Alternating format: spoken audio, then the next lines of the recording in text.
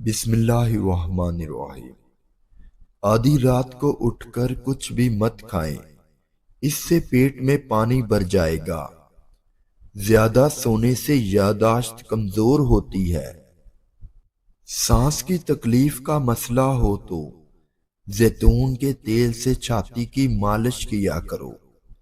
روزانہ ادرک کا ایک چھوٹا سا ٹکڑا کھا لینے سے آپ کی ہڈیاں مضبوط رہیں گی۔ لہسن پر نمک لگا کر کھانے سے پیٹ کے درد میں آرام ملتا ہے۔ پیدل واک کرنے سے قبل نیم گرم پانی پی لو، اس سے کمزوری نہیں ہوگی۔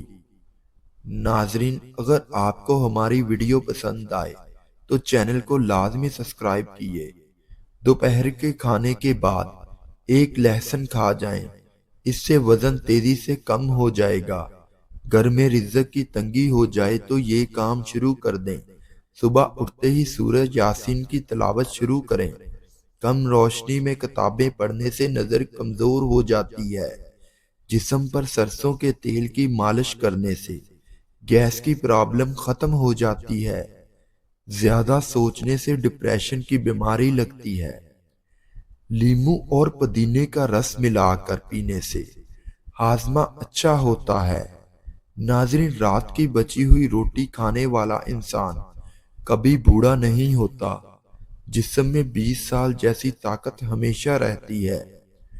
زیادہ مذاق کرنے سے انسان کی عزت چلی جاتی ہے اور لوگوں سے دشمنی پیدا ہو جاتی ہے۔ روزانہ ایک گاجر کھایا کرو، بدن میں نیا خون بننے لگے گا۔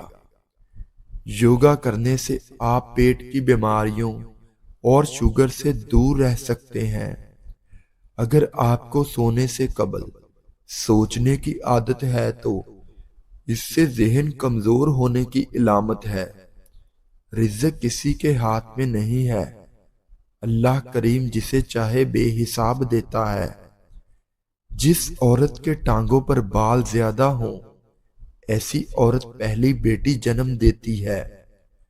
اگر ہاتھوں پر میل جم جائے تو کیلے کے چھلکے کچھ دیر مسل دینے سے میل اتر جاتی ہے۔ پسی ہوئی کلونجی اور پسی ہوئی سونف پانی میں ابال کر پی لیں، شوگر جڑ سے ختم ہو جائے گی، بلڈ پریشر کنٹرول میں رہے گا اور پیٹ کی چربی ختم ہو جائے گی۔ آب زمزم کا پانی جس مقصد کو ذہن میں رکھ کر پیا جائے وہ مقصد پورا ہو جاتا ہے۔ روٹی کو چبا کر نہیں کھاؤ گے تو کمر کا درد شروع ہو جائے گا۔ بدن کو ہر قسم کی بیماریوں سے محفوظ رکھنے کے لیے سونے سے پہلے ایک دانہ سونف کھا لیا کرو۔ رات کو روشنی کے لیے ہمیشہ سفید بلب کا انتخاب کریں۔ دوسرے بلب آپ کی نظر پر اثر انداز ہو سکتے ہیں۔ سرسوں کا تیل پنڈلیوں پر مسل دینے سے بدن کی ساری تھکاوٹ اتر جاتی ہے۔ کھانے میں بادیان کا پھول استعمال کرنے سے جلد ٹائٹ رہتی ہے۔ سونے سے پہلے اور کچھ نہیں، بس نیم گرم پانی پی جاؤ، گردے صاف ہو جائیں گے، جسم سے بیماریاں بھی ختم ہو جاتی ہیں۔ خالی پیٹ انجیر کھانے سے خون کی کمی 1 مہینے میں پوری ہو جاتی ہے۔ فارمی مرغی زیادہ کھانے سے بال جلدی گر جاتے ہیں۔